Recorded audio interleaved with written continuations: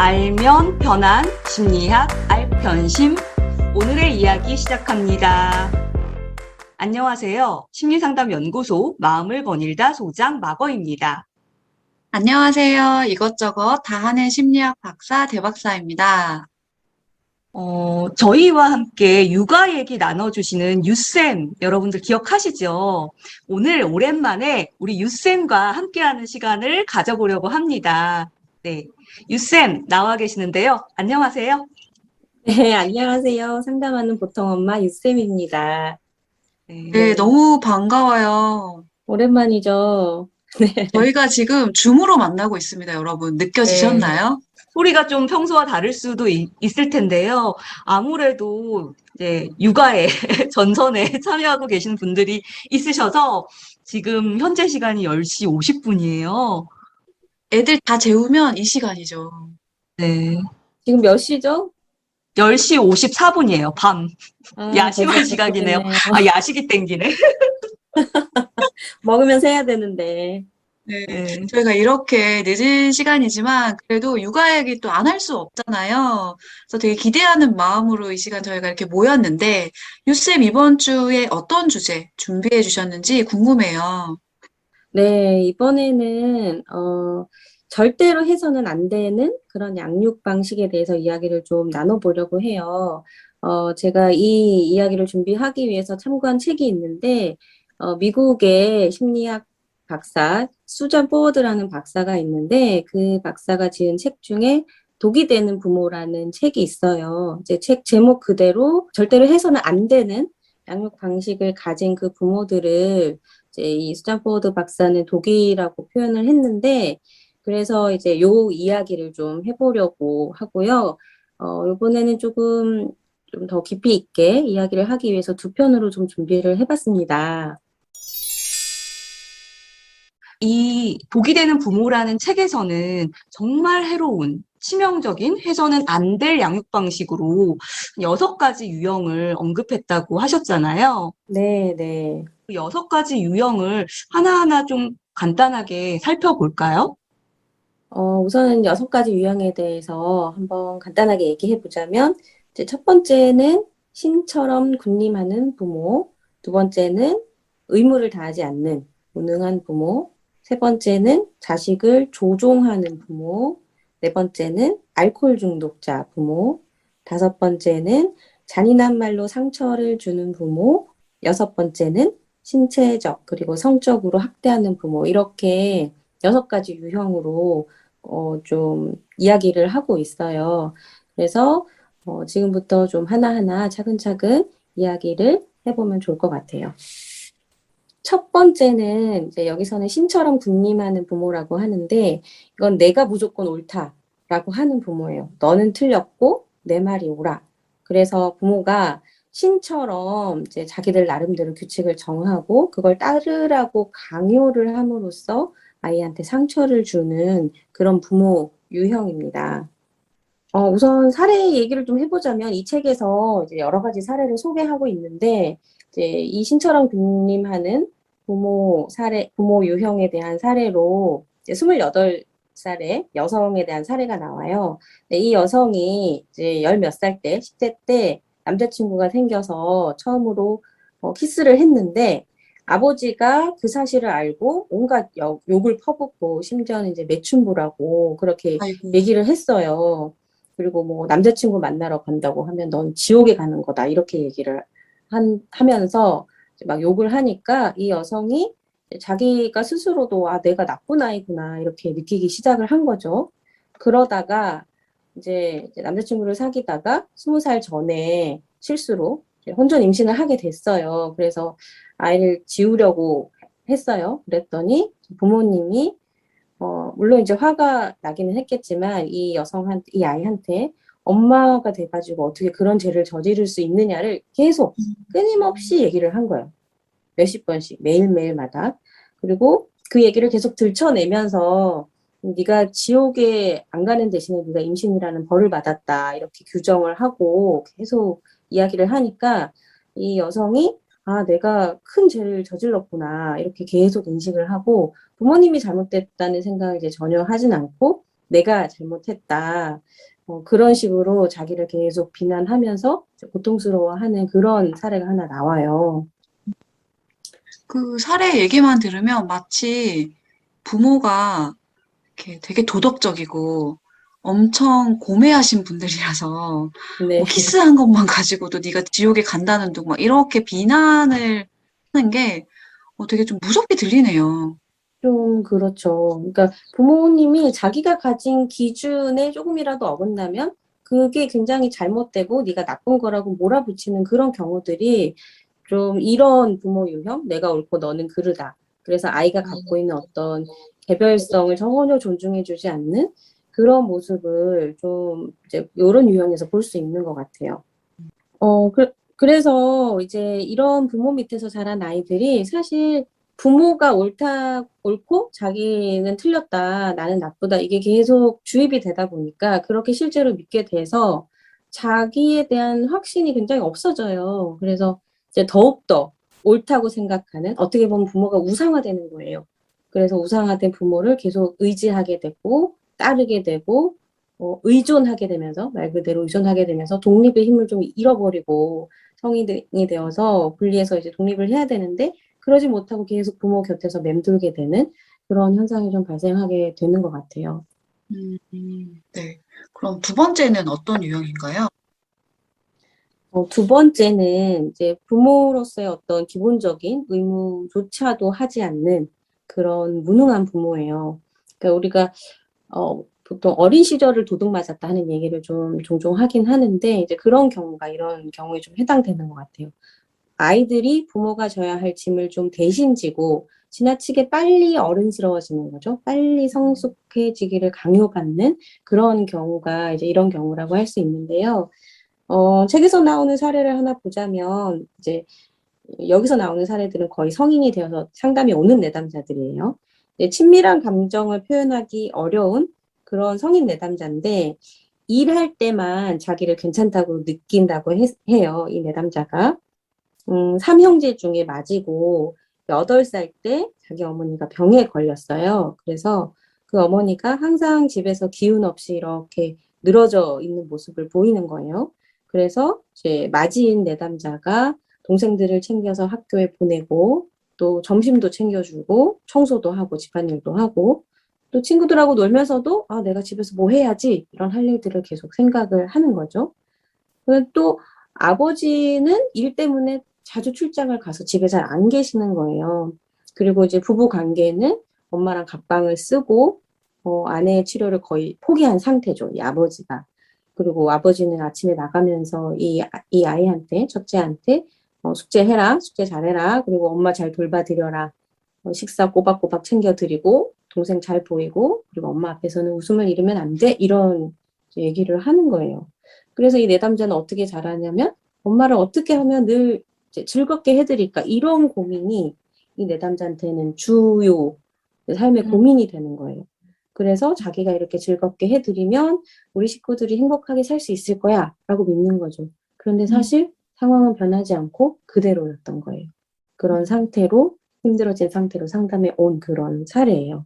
그러니까 우리가 발달 단계에 경험해야 할 또는 누려야 할 것들이 응당 있는데 그것들을 그 단계에 이렇게 어린 시절엔 자기가 보호받고 자기가 케어받고 이런 게 필요할 텐데 오히려 자기가 케어를 제공하는 그러면서 부모가 해야 할 일을 자기가 떠맡고 근데 저는 아까 말씀하신 것 중에 그러니까 이 아이가 그냥 자기가 그 역할을 해서 뭐가 변하면 사실 뭐 효능감도 생길 수 있고 이럴 수도 있지만 그게 좋고 안 좋고를 떠나서요. 근데 사실 변하지 않는 상황에서 또 그렇게 하는 경우가 되게 많잖아요. 그러다 맞아요. 보니까 무력감 또는 죄책감 이런 것들을 일찍 학습하게 될 수도 있겠다. 이런 생각도 들었어요. 그렇죠. 그러니까 아이가 아이기 때문에 왜 이 상황이 내가 열심히 하는데도 뭐가 변화 안 되지라는 걸 이해를 못 하는 거예요. 그래서 결국엔 아, 내가 뭔가 부족하구나. 내가 뭔가 더 해야 되는데 잘 못한 거구나라는 어떤 부당한 죄책감을 키우게 되는 거죠. 네. 그리고 어떤 면에서 보면은 아이의 욕구가 이 집에서는 안중에 없고 부모의 욕구, 부모의 돌봄이 최우선이 되기 때문에 아이는 자기 느낌보다는 부모의 느낌에 더 몰두를 하게 되고 부모가 기쁘면 엄마가 기쁘면 나도 기쁘고 엄마가 뭔가 슬프면 나도 슬프고 이렇게 주체적이지 못한 그런 어떤 자기의 상태로 계속 살아가게 되는 거죠. 그러니까 자기가 기쁘고 자기가 원하는 걸 하는 게 어쩌면 당연한데 성인이 되어서도 그런 걸 하려고 하면 왠지 모를 죄책감이 느껴지고 그래서 아까 사례 초반에서 말씀하셨던 것처럼 일할 때만 그나마 자기가 괜찮다고 느껴지는 그 삶에서 즐거움의 요소가 빠져 있는 사람이 돼버리는 거네요. 네, 그렇죠. 그래서 오히려 자기의 삶의 의미를 누군가를 돌보는 것에서 찾는, 그래서 좀 문제가 있는 사람들을 오히려 찾아다니는 그런 모습을 보이는 경우도 많다고 해요. 일종의 구원자 신드롬에 빠질 수도 있을 것 같아요. 그렇죠. 맞아요.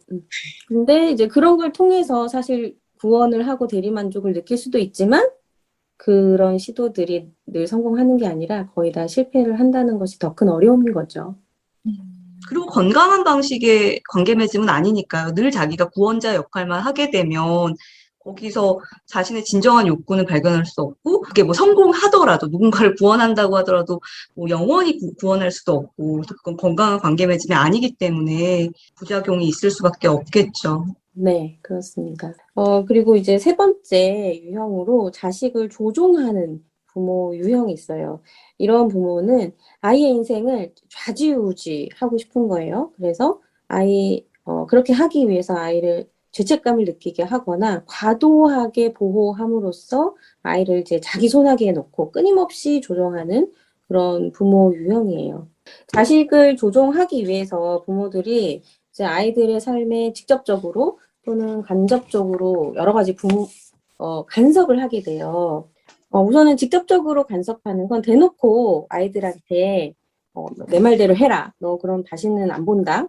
또는 뭐 내 말대로 안 하면 너 용돈을 줄여버린다. 라던가 또는 우리가 자주 듣는 말 중에 하나인데 너 내가 죽어 넘어가는 꼴을 보려고 그러니? 라던가 그런 얘기들. 그러니까 거의 좀 협박이죠. 내 말대로 안 하면 너 어떻게 될 거야. 그런 어떤 협박성의 간섭들을 해서 아이의 의견을 그냥 묵살하는 그런 모습을 볼 수가 있고요. 그리고 두 번째는 좀 은근하게, 미묘하게, 잘 알 수 없는 방식으로 간섭하는 그런 경우도 있어요. 그러니까 뭐 자식한테 이렇게 할래? 이렇게 해라. 또는 이렇게 해도 되겠니라고 물어보지 않고 행동으로 조금씩 이렇게 간섭하는 부모들이 있는데 뭐 예를 들어서 이런 부모들 많이 있을 거예요. 뭐 자취를 하고 있는데 부모님이 언제 왔다 갔는지 모르겠지만 와서 내가 원하지도 않았는데 요구하지도 않았는데 와서 청소를 하고 간다든지 가구의 배치까지 막 바꿔놓고 간다든지 뭐 엄마의 마음대로 이렇게 집에 와서 뭔가를 해놓고 가는 그런 모습도 사실은 좀 엄마가 아이의 삶에 간섭하는 그런 방식이기도 하거든요. 그래서 이제 자녀가 그러지 마셔라. 뭐 내가 알아서 해먹겠다. 엄마 나 이런 거 안 먹어요. 라고 한다든지 나 이렇게 안 하려고 했는데 가구를 왜 이렇게 배치했어요. 라고 한다든지 뭐 이렇게 하면 또는 엄마 이렇게 하지 마. 부담스러워. 이렇게 얘기를 하면 막 울먹인다든지 눈물을 뚝뚝 흘린다든지 이렇게 하면서 다 너를 위해서 그러는 건데 왜 내 마음을 이렇게 몰라주는 거니? 뭐 이렇게 한다든지 그러면 이제 미안함이 생기잖아요. 죄책감도 들고 그래서 다시 엄마 미안해. 뭐 이렇게 또 하게 된다든지 그러니까 마치 내가 내 뜻대로 하는 게 잘해주려는 엄마의 마음에 좀 상처를 주는 그런 모양새가 돼버리는 거예요. 죄책감이 느껴지게. 이것도 또 하나의 조정하는 모습이라고 할 수 있죠. 네. 그야말로 환장할 노릇이네요. 그러니까 그러니까요. 대놓고 하면 반항이라도 세게 해보겠는데 이건 나만 나쁜 사람 되니까 반항도 못하고 계속 그냥 싫지만 받아들이게 되는 그러다 보면 진짜 조종을 당해버리는 이런 결과가 이어지겠네요. 또 다른 조종의 방식이 있나요? 그러니까 직접은 아니더라도 다른 사람을 통해서 조정하는 그런 모습들도, 그런 부모들도 볼 수가 있는데요. 그러니까 부모가 자기가 직접 감정을 표현하지 않고 다른 형제들, 다른 자식들한테 대신 표현하게끔 교묘하게 이렇게 상황을 만드는 그런 모습도 볼 수가 있는데, 뭐 예를 들어서 이제 책에 나오는 사례인데 가족 모임을 가기로 했는데 이제 이 내담자가 자기 여자친구랑 여행을 가려고 했어요. 근데 가족 모임에 안 가고 그랬더니 어머니가 계속 침울해하는 거죠. 이제 가족 다른 형제들이 모인 자리에서 그러니까 그 침울해하는 모습을 보고 다른 형제들이 이 내담자한테 전화를 해서 왜 안 오냐, 엄마가 언제 돌아가실 줄 알고 와야지 이런 식으로 계속 비난을 하도록 만들면서 부모가 원하는 대로 해주지 않는 이제 나쁜 자식이 돼버리는 거죠. 이제 이런 경우에도 사실 이제 되게 거부하기가 되게 어렵게 조종을 하는 그런 상황이라고 볼 수가 있을 것 같아요. 그리고 이제 좀 비슷하기도 한데, 다른 형제들하고 비교하는 그런 모습을 통해서 좀 조종하는 경우인데, 어떤 특정한 자녀로 하여금 특정한 자녀한테 사랑을 일부러 좀 안 주는 거죠. 사랑 못 받는 느낌을 주게 하는 거죠. 어떤 다른 자식한테만 계속 사랑을 준다든가, 그래서 한 사람은 계속 목마르게끔 만드는 거예요. 엄마한테 또는 아빠한테 사랑에 목말라서 계속 매달리게끔, 뭔가 부모의 요구를 들어주게끔, 그렇게 하는 경우들도 또 하나의 조정하는 모습이 될 수 있을 것 같아요. 근데 이런 다양한 조종의 모습을 듣다 보니까 도대체 왜 부모가 굳이 자식을 조종하지? 알고 하는 걸까? 이런 의문이 좀 들어요. 그러니까 뭐 알고 하는지 모르고 하는지는 사실 규명을 하기는 굉장히 어렵고 부모 자신도 모를 수 있어요. 의도를 했든 안 했든. 근데 이제 어쨌든 자기 자신한테 만족하는 부모는 자식을 조종하려고 하지 않아요. 그럴 필요가 없어요. 그런데 자기 삶에 만족을 하지 못하는 사람들이 특히 조종하는 경향이 있고 자식들한테 이제 무시당할까 봐 두려워하는 그런 마음이 사실 깊이 자리 잡고 있다고 해요. 그래서 자기 자식을 조종함으로써 어쨌든 자기의 힘이나 통제감을 좀 느끼려고 하는 거죠. 자기 존재를 느끼려고 한다든지.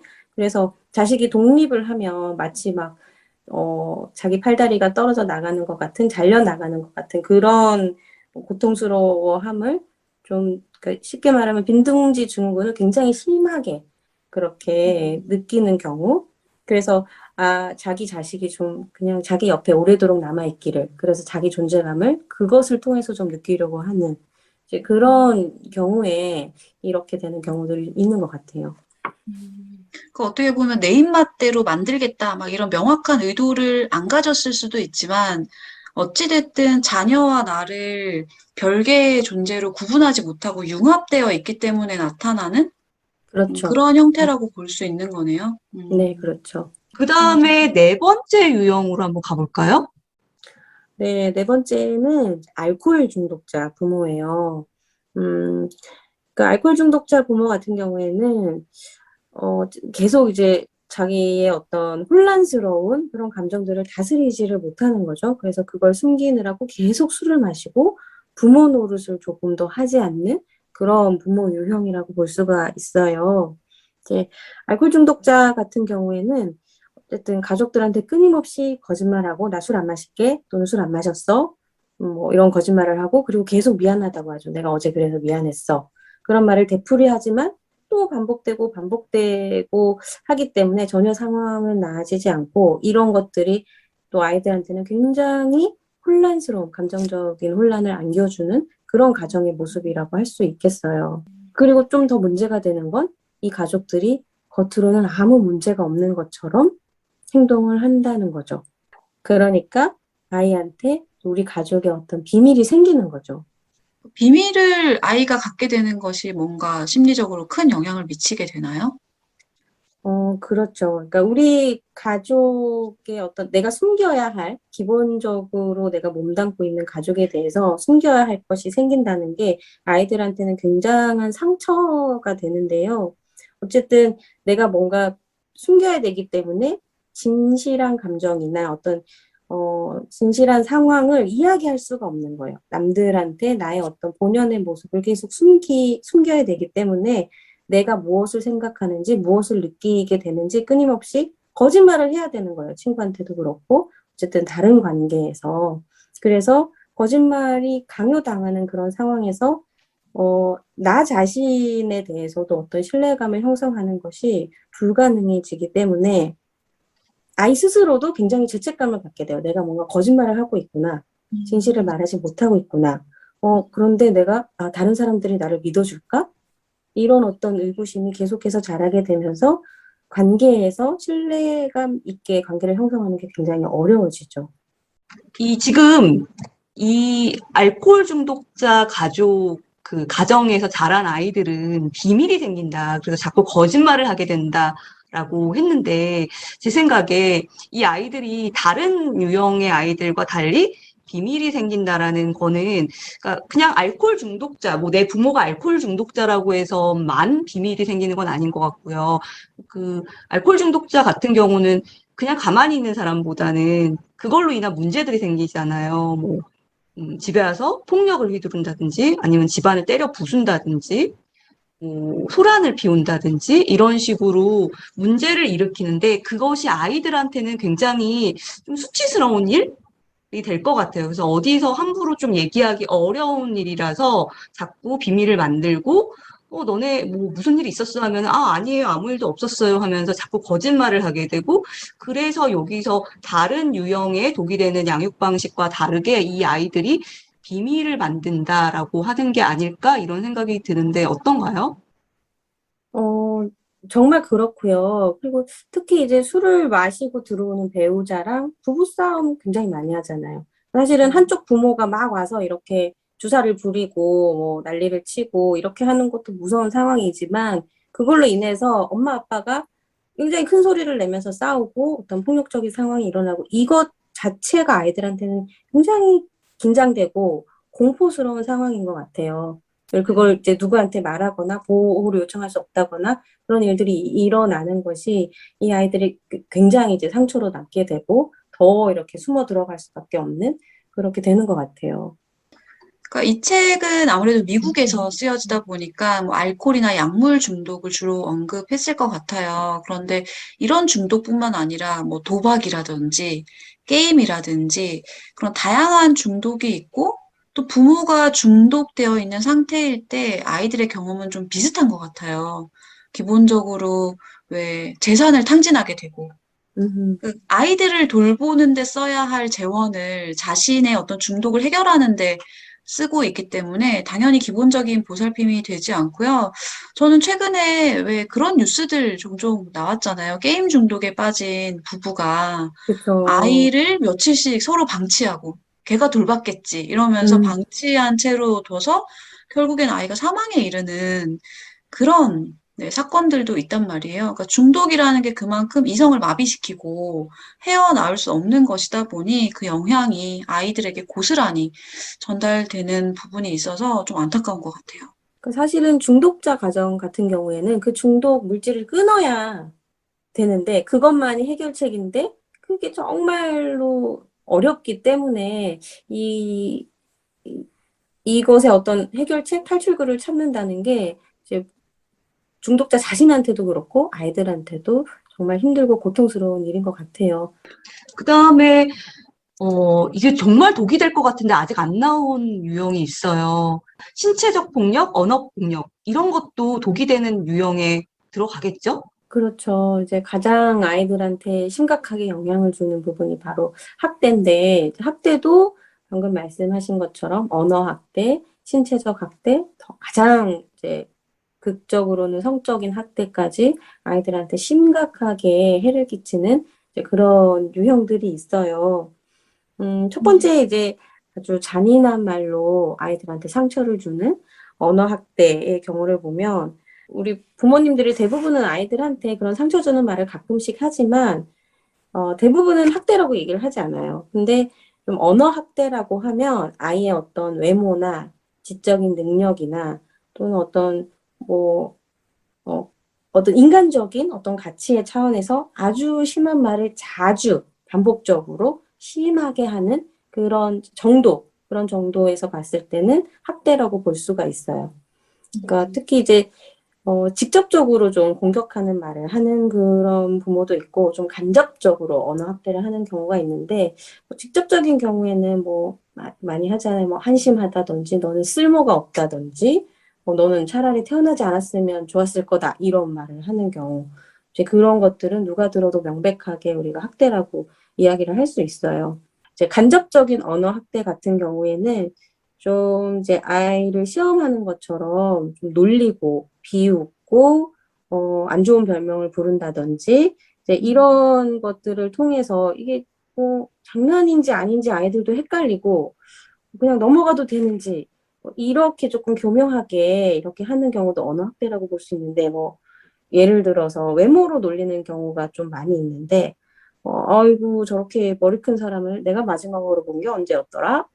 라고 이렇게 한다든지 뭐 이제 칭찬하는 것 같이 하면서 놀리는 경우 예를 들어서 야 너 그 옷 괜찮다 근데 뭐 광대한테나 더 잘 어울리겠네 이렇게 얘기를 한다든지 근데 아이들이 이제 왜 그러냐고 좀 속상해하거나 불평하면 뭐 농담인데 뭐 그런 거 가지고 그러냐 농담인 거 알면서 그러냐 마치 자녀들이 농담도 잘 이해 못하는 애처럼 이렇게 몰아가죠 그렇게 근데 아이들은 이런 것들을 들으면서 이게 이제 되게 혼란이 오는 거예요. 나는 되게 기분이 나쁜데 부모님은 이거에 대해서 뭐 농담이라고 하니까 이거를 어떻게 파악하거나 분별할 수가 없게 되는 거예요. 근데 아이들은 그냥 부모가 얘기하면 곧이곧대로 받아들이는 경향이 있기 때문에 그게 무슨 의미인지 파악을 하기가 되게 어렵거든요.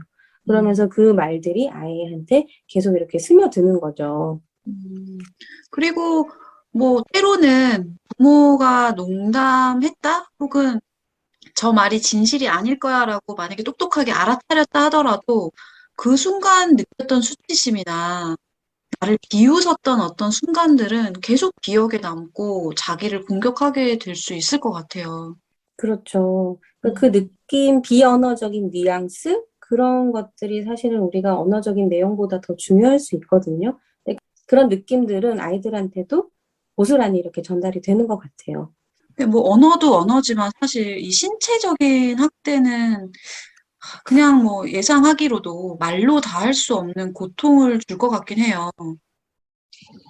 그게 이제 이 책에서 말하는 그 6번째 유형이에요. 신체적으로, 그리고 또 성적으로 학대하는 그런 부모인데요. 그러니까 부모가 자기 자신한테 내재된 분노를 자기가 조절을 해야 되는데 그걸 조절하지 못하고 아이들한테 공격적으로 방출해서 폭력을 휘두르는 그런 이제 부모의 모습이라고 할 수가 있겠어요. 근데 생판 모르는 남한테 맞아도 너무 아프고 억울하고 무서울 텐데 나를 가장 사랑하고 보호해줘야 될 부모한테 폭력을 당한다는 건 정말 헤아리기 어려울 만큼 끔찍할 것 같거든요.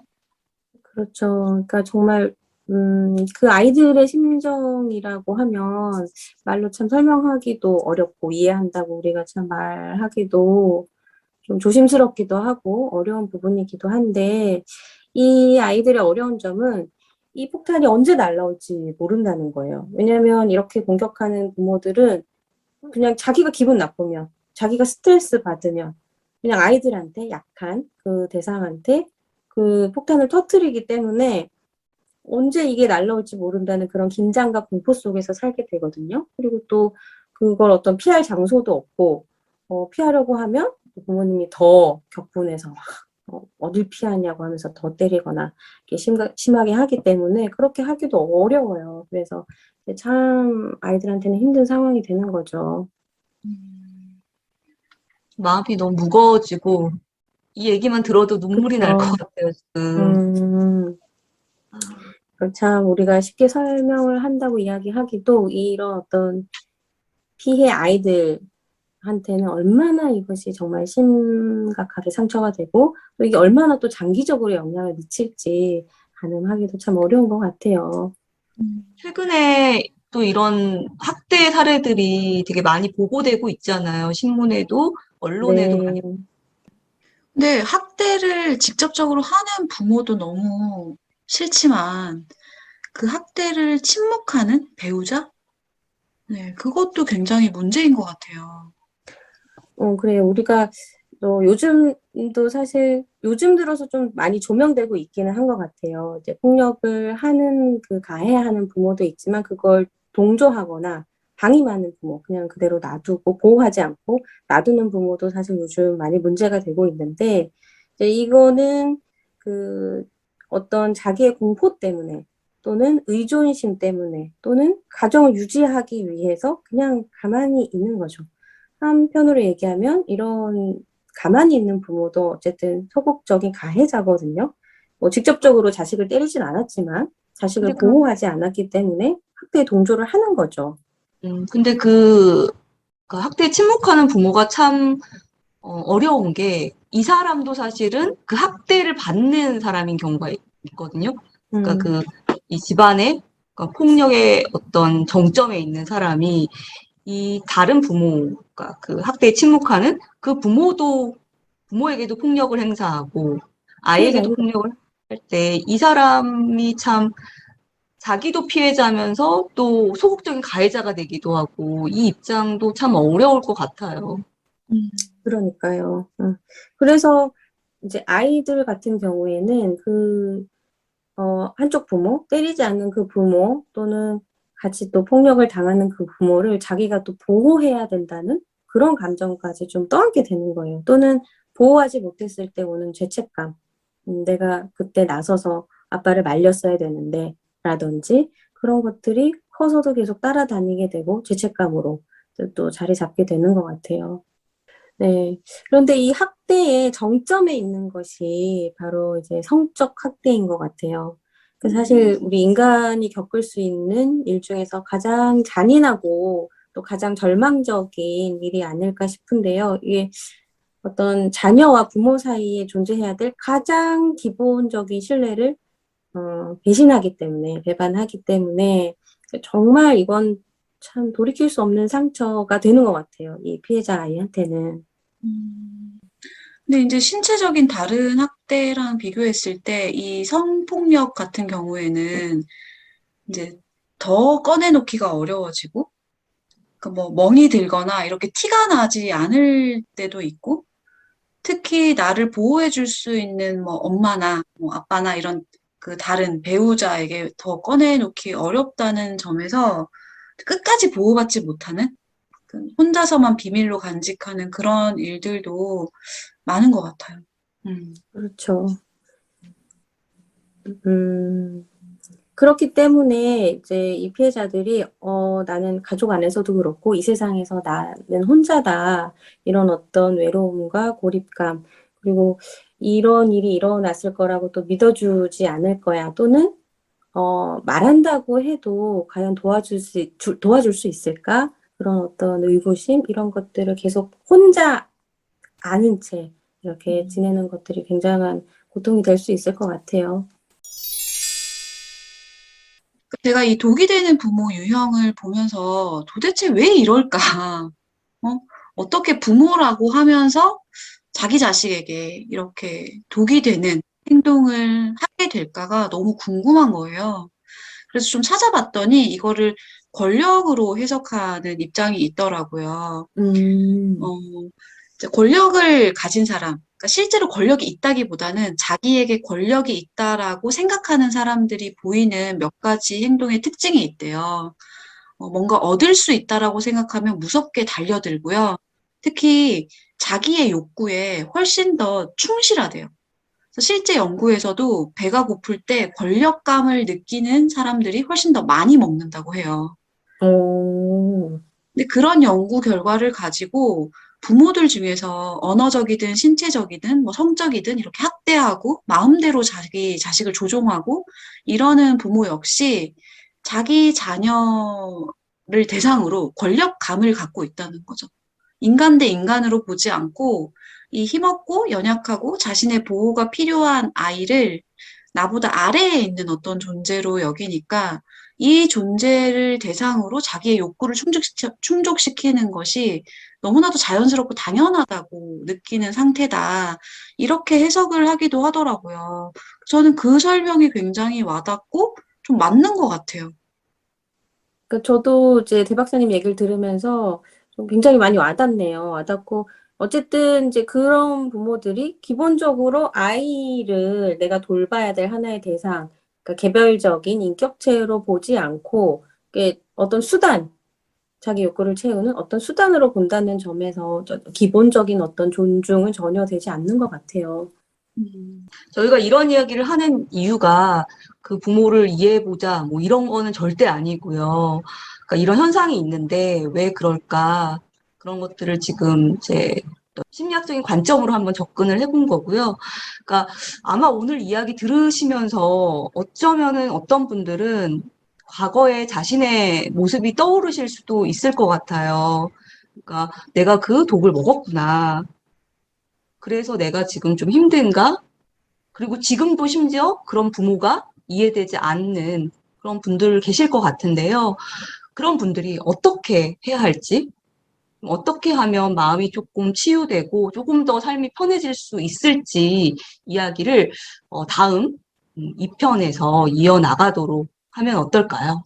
네, 사실 두 번째 이야기가 저희가 좀 더 이야기하고 싶은 부분인 것 같아요. 이런 부모들이 준 상처에 대해서 조금 더 이제 어떻게 하면 좀 더 치유가 될 수 있을지에 대해서 도움을 드리고 싶은 마음이 조금 더 크기 때문에 또 두 번째 편도 좀 집중해서 들어보시면 어떨까 하는 마음이 좀 크네요.